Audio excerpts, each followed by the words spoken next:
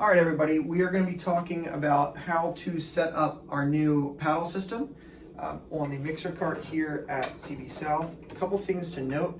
These paddles are very delicate and fragile.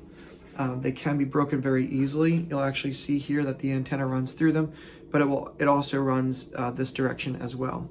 So one of the things that we're going to want to make sure that we're doing is being really careful with getting these on and off of the cart, and where we're going to be storing them and things like that. So once we get to our venue and it's time for us to set the paddles up, we'll take these out of their case and we'll come over the cart. I've mounted two microphone stands essentially on the side of the cart. So you very simply loosen by about a half or a quarter turn the mic stand thing, and you're going to pull this out so that it can spin.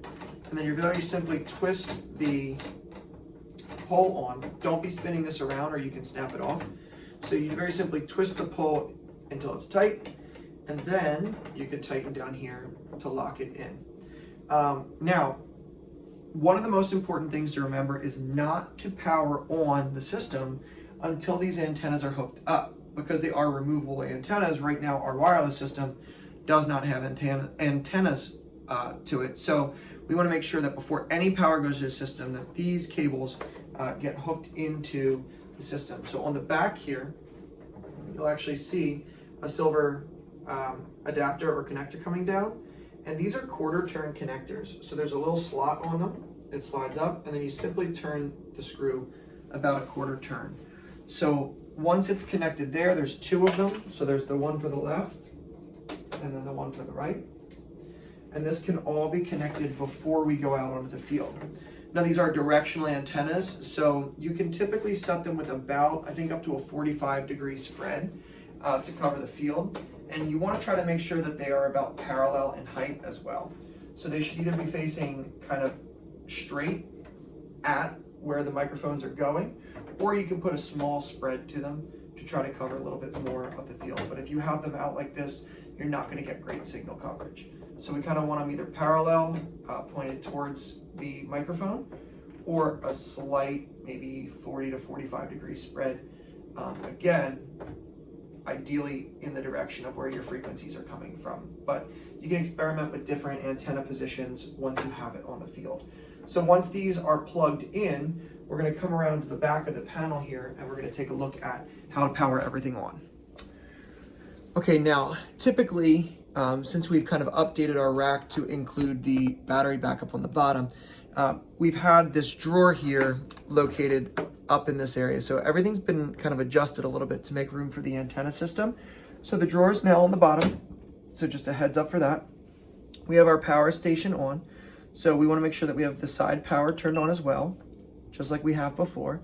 And that's going to send power up here to our power conditioner. Now, we'll be able to turn on our wireless and our mixer as well, just like we have before the show, up to date. The most important thing is that this is the new antenna distribution system power. So this actually sends power to those new paddle antennas that we have. We do need to turn them on. However, you can't turn them on unless those cables have been attached, or bad things can happen. So we want to make sure do not power on until the antenna are attached. We just went through how to attach them. We can check again. They're all hooked up here, connected there, connected here. So my antenna are now attached. I'm safe to power them on, and we can turn on those antenna. Now, a quick test of the system just to make sure that things are working. This can also be done in the holding area. So if I go and I pull out my wireless microphone belt pack here, I can power that on.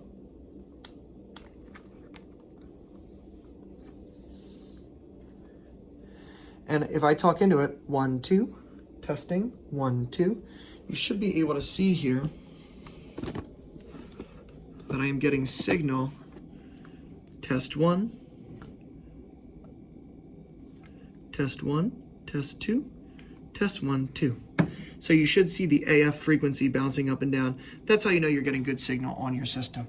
And then everything from there is the same as it's always been. So hopefully this is helpful. Okay, now we're gonna be talking about how to break the system down. Now, the first and most important thing is we're currently set up. We are live like we would be at a show. The marching band has finished. We're all done. General practice has been essentially to like unplug and, you know, run everything off. Now, these antennas are mounted to the wireless rack, so when we move the rack, they will move. But we have to be extra careful getting this onto the trailer, because if you smack these or chip these or break these at all, they're essentially toast. So we're gonna wanna be really careful getting the mixing cart onto the trailer. So as we're rolling it kind of onto the trailer, we might need this to become a two-person job where we have someone tilt it up and then push it gently on. We're also gonna wanna make sure that whatever's on the trailer can't roll back and slam into these paddles and damage them. So once we are off the field and it's time to power the rack down and break the rack down, the most important thing is we cannot disconnect these antenna until we powered the system down. So we are going to want to make sure that we've come down here and we've turned the antenna power off. All right, we should also turn our wireless off just to be safe, and then we can power our mixer down as well. Now, to remove the paddles, I just wanted to kind of do a close-up here. There is a latch on these. It's a coax style latch. And essentially, we're gonna grab this thread apart and we're gonna kind of lift up a little bit and twist a quarter turn. And that is gonna remove the locking mechanism.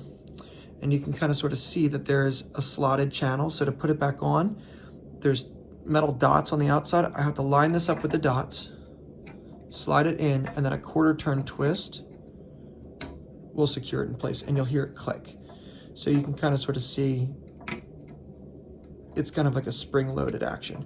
So removing the paddle has to be disconnected. If it doesn't come off, please don't just rip it and try and pull it off. Just kind of adjust it until it gets into the slot and then slides down, and you're good. This wire can be just tucked right back here on the mixer. Same thing with this antenna over here. Quarter turn down, gently work the cable loose until it slides off. And then these paddles can be removed by loosening the stand and twisting the pull that secures them so that we take them off. Now the question becomes, where do we keep the paddles when we are done? So we're gonna talk about storage here in a second. So you're gonna just quarter twist. I'm spinning the pole, not the paddle. Let that lock down.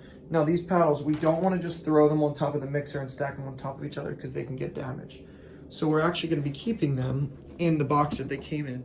All right, so this is the box that the antenna distribution system came in. You'll notice that it's obviously empty on this part, but we're gonna keep this just so that it doesn't kind of bounce around when we're traveling. Under this second layer is where we're gonna be keeping the antenna. So you'll notice that they just kind of sit right in their foam slotted spot there. And I like to put this piece of plastic between them so that they don't rub together and kind of scratch the antenna or break the antenna.